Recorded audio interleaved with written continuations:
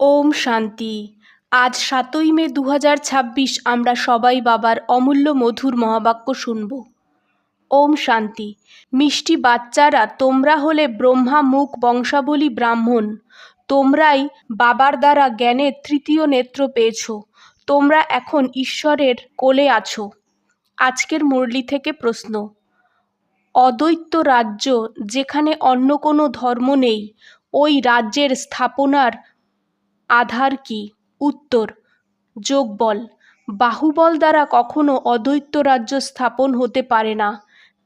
তেমন খ্রিস্টানদের কাছেও এত শক্তি আছে যে যদি নিজেদের মধ্যে মিলে যায় তো সারা বিশ্বে রাজ্য স্থাপন করতে পারে, কিন্তু এটা হয় না। বিশ্বে এক রাজ্যের স্থাপনা করা এটা বাবারই কাজ। গীত: ছোড় ভি দে আসন সিংহাসন, ইস ধরতি পর আজা রে। ওম শান্তি। বাচ্চাদের ওম শান্তির অর্থ তো অনেকবার বুঝিয়েছি। ওম অর্থাৎ আমি আত্মা, আর এই শরীর আমাদের অর্গ্যানস। আমি আত্মা পরমধামে থাকি। ভারতবাসী ডাকে, হে দূর দেশে থাকা বাবা এসো, কারণ ভারতে এখন অনেক ধর্মগ্লানি হয়েছে, দুঃখী হয়ে পড়েছে। বাবা আবার এসে গীতার উপদেশ শোনাও। গীতার জন্য বলে শিব বাবা এসেছে, কারণ ও সবার বাবা হয়। বলে যে ভারতবাসীর ওপর আবার ছায়া পড়েছে মায়ারূপী রাবণের, এই জন্য সবাই দুঃখী পতিত হয়। ডাকেও যে রূপ বদলে এসো, অর্থাৎ মানুষের রূপে এসো। তো মানুষের রূপে আসি। আমার আশা দিব্য অলৌকিক হয়। আমি গর্বে আসি না, আমি আসি সাধারণ বুড়ো শরীরে। তোমরা বাচ্চারা জানো আমি কল্প কল্প নিজের নিরাকারী রূপ বদলে আসি। জ্ঞানের সাগর তো পরমপিতা পরমাত্মাই হয়, শ্রীকৃষ্ণকে কখনো বলবো না। বাবা বলে আমি এই সাধারণ শরীরে এসে তোমাদের আবার সহজ রাজযোগ শেখাচ্ছি। যখন দুনিয়া পতিত হয়ে যায় তখন আমাকে আসতে হয়। কলিযুগ থেকে সত্যযুগ বানাতে আমি আসি। ব্রহ্মা বিষ্ণু শঙ্করের চিত্রও আছে। ব্রহ্মা দ্বারা স্থাপনা, শঙ্কর দ্বারা বিনাশ, আর তারপর বিষ্ণু দ্বারা পালনা। এই লক্ষ্মীনারায়ণ বিষ্ণুর দুটো রূপ, এটা তোমরা বাচ্চারা জানো।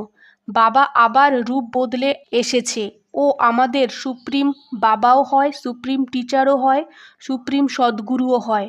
আর অন্যান্য গুরুদের সুপ্রিম বলা যায় না, এ তো বাবা টিচার গুরু তিনজনই হয়। লৌকিক বাবা তো বাচ্চাদের পালনা করে, ওদের স্কুলে পাঠিয়ে দেয়। সত্যযুগে তো মায়া হয়ই না যে ডাকতে থাকবে। ওখানে তো সুখই সুখ হয়। তোমরা জানো ৫,০০০ বছরের চক্র। আধা কল্প সত্যযুগ ত্রেতা দিন, আধা কল্প দাপর কলিযুগ রাত। তোমরা হলে ব্রহ্মা মুখ বংশাবলী ব্রাহ্মণ। ব্রহ্মার অথবা ব্রাহ্মণদেরই রাত আর দিন গাওয়া হয়। দিন বা রাতের জ্ঞান তোমাদের বাচ্চাদের আছে। এখন তোমরা সঙ্গমে আছো, জানো যে ভক্তিমার্গ পুরো হয়ে দিন উদয় হয়। এই জ্ঞান এখন তোমরা বাবার দ্বারা পেয়েছো। কলিযুগ বা সত্যযুগে এই জ্ঞান কারো হয় না, এই জন্য গাওয়াও হয় ব্রহ্মার দিন ব্রহ্মার রাত। তোমরা এখন সূর্যবংশী চন্দ্রবংশী রাজ্য পাওয়ার পুরুষার্থ করছো, তারপর আধা কল্প পরে রাজ্য হারাও। এই জ্ঞান তোমরা ব্রাহ্মণরা ছাড়া কেউ জানে না। তোমরা দেবতা হয়ে যাবে তো এই জ্ঞান থাকবে না। এখন হলো রাত, শিবরাত্রিও গাওয়া হয়। শ্রীকৃষ্ণের রাতও বলে, কিন্তু ওর অর্থ বোঝে না। শিবের জয়ন্তী অর্থাৎ শিবের রিইনকারেশন হয়। এখন বাবার দিবস কমসে কম ১ মাস পালন করা উচিত, যে সারা সৃষ্টিকে পতিত থেকে পাবন বানায়। বাবা বলে আমি সবার লিবারেটর হই, গাইড হয়ে সবাইকে নিয়ে যাই। এখন তোমরা পুরুষার্থ করো, রাজযোগ শেখাও। বাবা তোমাদের জ্ঞানের তৃতীয় নেত্র দেয়। আত্মার রূপ কি এটাও কেউ জানে না। বাবা বলে তোমরা আত্মারা স্টারের মতো, বিন্দির মতো। আমিও বিন্দি হই, কিন্তু আমি পুনর্জন্মে আসি না। আমার মহিমা আলাদা হয়। আমি সুপ্রিম হওয়ার কারণে জন্ম মরণের চক্রে আসি না। তোমরা আত্মারা শরীরে আসো তো ৮৪ জন্ম নাও। আমি এই শরীরে প্রবেশ করি, লোন নিয়েছি। বাবা বোঝায় তোমরা আত্মা, কিন্তু তোমরা নিজেদের রিয়েলাইজ করো না যে আমরা আত্মা হই। আত্মাই বাবাকে ইয়াদ করে, দুঃখে সবসময় ইয়াদ করে, হে ভগবান, হে রহমদিল বাবা রহম করো। রহম চায় কারণ বাবাই নলেজফুল, ব্লিসফুল, পিওরিটিফুল হয়। জ্ঞানেও ফুল হয় জ্ঞানের সাগর। মহাপুরুষদের এই মহিমা দেওয়া যায় না। সারা দুনিয়ায় ব্লিস করা এটা বাবারই কাজ। ও হলো রচয়িতা, বাকি সব হলো রচনা। ক্রিয়েটার বাবাকে ক্রিয়েট করে, প্রথমে স্ত্রীকে অ্যাডপ্ট করে, তারপর তাদের দ্বারা রচনা করে, তারপর তাদের পালনা করে, বিনাশ করে না। আমি বেহাদের বাবা এসে স্থাপনা করি, পালনা করি, বিনাশও করি। আমি বেহাদের বাবা এসে স্থাপনা, পালনা, বিনাশ করাই। আমি সনাতন দেবী দেবতা ধর্মের পালনা করাই। সত্যযুগে ফট করে রাজধানী স্থাপন হয়ে যায়। অন্যান্য ধর্মের লোকেরা শুধু নিজের নিজের ধর্ম স্থাপন করে।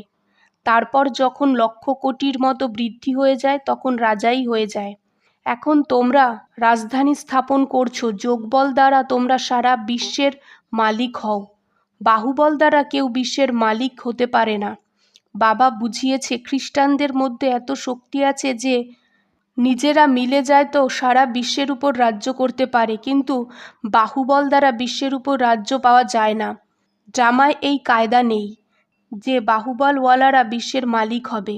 বাবা বোঝায় বিশ্বের বাদশাহী যোগবল দ্বারা আমার দ্বারাই পেতে পারো। ওখানে কোনো পার্টিশন নেই। পৃথিবী আকাশ সব তোমাদের হবে, তোমাদের কেউ টাচ করতে পারবে না। ওকে বলা হয় অদ্বৈত রাজ্য। এখানে হয় অনেক রাজ্য। বাবা বোঝায় যে ৫,০০০ বছর পরে তোমাদের বাচ্চাদের এই রাজ্য শেখাই। শ্রীকৃষ্ণের আত্মাও এখন শিখেছে। শ্রীকৃষ্ণ প্রথম নম্বরের প্রিন্স ছিল। ও এখন ৮৪ জন্মের শেষে এসে ব্রহ্মা হয়েছে। এটা বাচ্চাদের বুঝিয়েছি সৃষ্টির চক্র কিভাবে ঘোরে। বাবা আবার স্বর্গের স্থাপনা করছে। অনেক ধর্ম বিনাশ হবে, অবশ্যই এক ধর্মের স্থাপনা হবে। ভারত 100% সলভেন্ট ধর্মশ্রেষ্ঠ ছিল। দেবতাদের কর্মও শ্রেষ্ঠ ছিল। ওদের মহিমাও গাওয়া হয়। সর্বগুণ সম্পন্ন, 16 কলা সম্পূর্ণ। প্রথম পবিত্র ছিল, এখন পতিত হয়েছে। আবার বাবা এসে স্ত্রী পুরুষ দুজনেরকেই পবিত্র বানায়। রাখিবন্ধন উৎসব পালন করে। বাবা এসে প্রতিজ্ঞা নিয়েছিল যে এই অন্তিম জন্মে তোমরা দুজনেই পবিত্র থাকো। সন্ন্যাসীদের তো ধর্মই আলাদা হয়। জ্ঞান, ভক্তি আর বৈরাগ্য এটা তোমাদের জন্য হয়। তোমরা দেখেছো যে পাদ্রীরা চলে তো চোখ একদিকে থাকে, অন্য কারো দিকে দেখে না। তোমরা বাবাকে ইয়াদ করবে তো বিকর্ম বিনাশ হবে। এই জন্য বাবা বলে মা মেকম ইয়াদ করো। তোমাদের কড়ি থেকে হীরের মতো বানাই। তোমরা ঈশ্বরের কোলে আছো। তোমাদের এই অন্তিম জন্ম অনেক মূল্যবান হয়। ভারতে খাস আর সবার তোমরা রুহানি সেবা করো। তোমরা হলে রুহানি সোশ্যাল ওয়ার্কার, ওরা তো শরীরের ওয়ার্কার হয়। তোমাদের সুপ্রিম রুহু শেখায় প্রত্যেক আত্মাকে বলো বাবাকে ইয়াদ করো। তোমাদের নামতে ৮৪ জন্ম লাগে আর উপরে উঠতে ১ সেকেন্ড লাগে।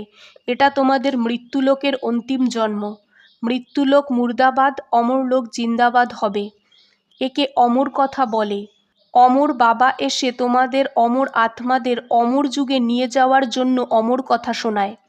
বাবা বলে আচ্ছা, অন্য সব কথা যদি ভুলেও যাও তো শুধু নিজেকে আত্মা নিশ্চয় করো, আমি বাবাকে ইয়াদ করো, বুদ্ধির যোগ আমার সাথে লাগাও, তো তোমাদের পাপ ভস্ম হয়ে যাবে, তোমরা পুণ্য আত্মা হয়ে যাবে। তোমরা মানুষ থেকে দেবতা হও এটা নতুন কথা নয়, ৫,০০০ বছর আগেও হয়েছিলে। তোমরাই বর্ষা পাও। রাবণ আবার শ্রাপ দেয়, এটা হলো খেলা, ভারতেরই গল্প। এই কথা বাবাই বোঝায়, কোনো বেদশাস্ত্রে নেই। এই জন্য গডফাদারকেই নলেজফুল, পিসফুল, ব্লিসফুল বলা হয়। তোমাদেরও নিজের মতো বানায়। তোমরাই পূজ্য ছিলে, তারপর পূজারী হও, এটা তোমাদের ভারতবাসীদের কথা। যে পড়ে সে প্রজায় চলে যায়, যে ভালোভাবে পড়বে আর পড়াবে ও রাজাই পাবে। প্রজা তো অনেক হয়, এক মহারাজার লক্ষ প্রজা হবে। তোমরা পুরুষার্থ করোই কল্প আগের মতো। পুরুষার্থেই জানা যায় যে মালায় কে কে আসবে। প্রজাতেও কেউ গরিব কেউ ধনী হয়। ভক্তিমার্গে ঈশ্বরের জন্য দান করে। কেন, ঈশ্বরের কাছে কি কিছু নেই? মানুষ যা কিছু করে তার ফল পাবে পরের জন্মে, এক জন্মের জন্য পায়। এখন বাবা বলে আমি এসেছি তোমাদের ২১ জন্মের বর্ষা দিতে। আমার জন্য ডাইরেক্ট যা কিছু করো তার প্রাপ্তি ২১ জন্মের জন্য হয়ে যায়। যোগ থেকে হেলথ আর চক্র জানলে ওয়েলথ পেয়ে যাবে। তোমরা হলে মোস্ট সুইট চিলড্রেন। আচ্ছা, মিষ্টি মিষ্টি সিকিলাদে বাচ্চাদের প্রতি মাতপিতা বাপদাদার ইয়াতপ্যার আর গুড মর্নিং। আজকের ধারণা 1, নিজের এই অমূল্য জীবনকে রুহানি সেবায় লাগাতে হবে, খাস ভারত আর সারা দুনিয়ায় সেবা করতে হবে। 2, নিজের সব কিছু সফল করার জন্য ডাইরেক্ট ঈশ্বরের জন্য অর্পণ করতে হবে। রুহানি হসপিটাল আর ইউনিভার্সিটি খুলতে হবে। আজকের বাপদাদার মধুর বরদান, একরস স্থিতি দ্বারা অতীন্দ্রিয় সুখের অনুভব করা বাচ্চারা সর্ব আকর্ষণ থেকে মুক্ত ভব। বিস্তার, যখন ইন্দ্রিয়ের আকর্ষণ আর সম্বন্ধের আকর্ষণ থেকে মুক্ত হবে তখন অতীন্দ্রিয় সুখের অনুভব করতে পারবে। কোনো কর্মেন্দ্রিয়ের বশ হয়ে যে ভিন্ন ভিন্ন আকর্ষণ হয় ওটা অতীন্দ্রিয় সুখ পাওয়ার জন্য বিঘ্ন হয়ে দাঁড়ায়। কিন্তু যখন বুদ্ধি সব আকর্ষণ থেকে মুক্ত হয়ে এক ঠিকানায় টিকে যায়, হালচাল শেষ হয়ে যায়, তখন একরস অবস্থা হয়ে অতীন্দ্রিয় সুখের অনুভব হয়।